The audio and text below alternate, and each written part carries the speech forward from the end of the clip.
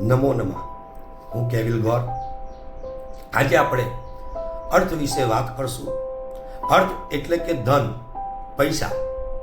આજે આ કળિયુગની અંદર આજે આપણે કોઈ પણ મનુષ્યને જોઈએ છે તો એ ખાલી બસ પૈસાની પાછળ ભાગે છે.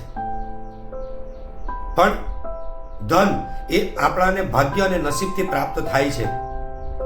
જો આપણા ભાગ્ય અને નસીબની અંદર ધન લખ્યું હોય તો આપણને 100% કોઈ પણ રસ્તેથી આપણને પ્રાપ્ત થાય છે.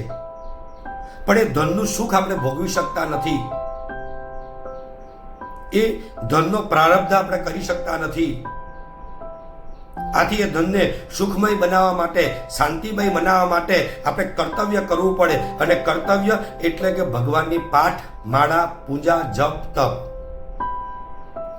તો એ ધનનું સુખ મેળવવા માટે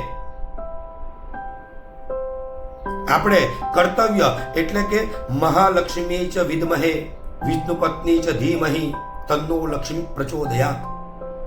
આ મંત્રના રોજ એક માળા કરવી જોઈએ.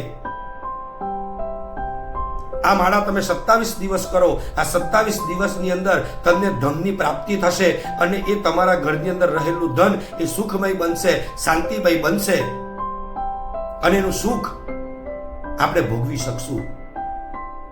આજ અર્થ એટલે કે પૈસાનું સુખ ભોગવવા માટે આપણે આ કર્તવ્ય કરવું ખૂબ જરૂરી છે.